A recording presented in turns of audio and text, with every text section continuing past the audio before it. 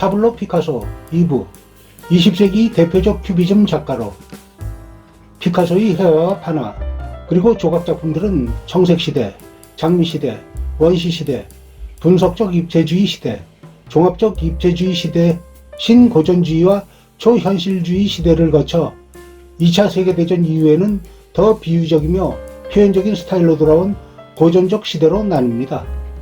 그 중에서도 주목할 만한 작품으로는 고대 이베리아 조각과 아프리카 미술, 그리고 오세아니아 미술에서 영감을 받아 제작한 원시시대 작품인 아비뇽의 아가씨들을 선보였는데, 인물들을 각이지게 묘사한 이 그림은 입체주의로의 전환을 알리는 작품으로 서양 미술사상 일대 전환점이 된 작품이 되었습니다. 피카소는 1944년 프랑스 공산당에 입당한 사회주의자로 그의 생애 대부분을 프랑스에서 작품 활동을 하였지만 프랑스 정부에서 사회주의자로 분류되어 프랑스 시민권을 갖지는 못했습니다. 그는 정치활동이 자신의 예술에 대한 세계관적인 연장선이라고 생각했습니다. 반군국주의 성향을 강하게 가진 예술가였던 피카소는 국가와 이념을 넘어 전쟁 자체를 혐오했는데, 스페인 내전을 다룬 게르니카, 홀로코스트의 참상을 그린 시체구덩이, 1951년 6.25 전쟁에 관한 한국에서의 학살 등이 그의 대표적인 반전 회화입니다.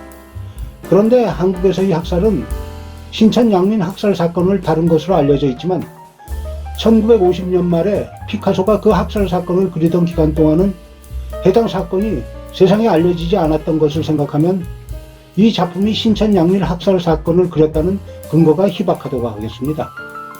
그리고 이 작품 속에 그려져 있는 군인들 소속에 대한 암시가 전혀 없어서 공산당에서도 피아가 모호하다는 이유로 비난을 받았으며, 또한 한국 전쟁 중에 벌어진 노근이 학살 사건 같은 미국의 잔악행위에 대해서 비판하면서 유엔과 미국의 한국 전쟁의 개입을 반대하였습니다.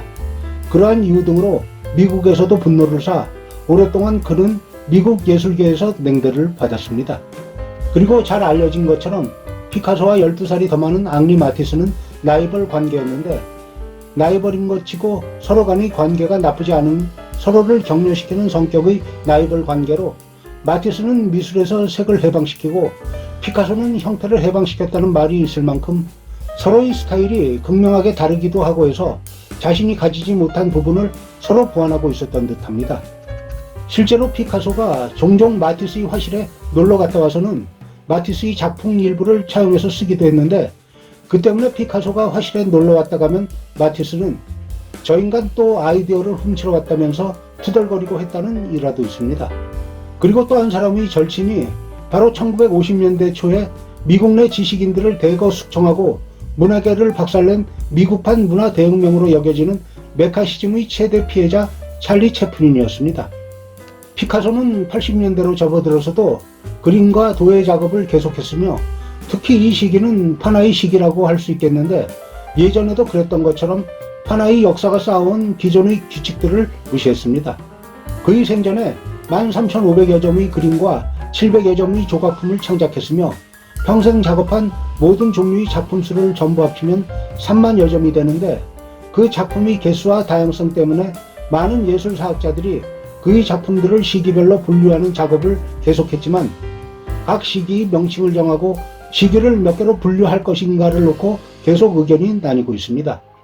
생전부터 그림이 잘 팔렸던 화가로도 유명한 피카소는 자신의 그림이 얼마에 팔렸는지 확인을 했는데, 그건 자기가 받을 돈의 액수를 확인하기 위해서가 아니라 자신이 그린 그림의 가치가 얼마나 되는가를 확인하기 위해서였다고 합니다.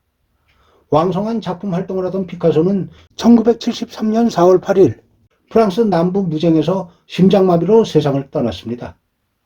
모두들 좋은 일이 있으시길 바랍니다.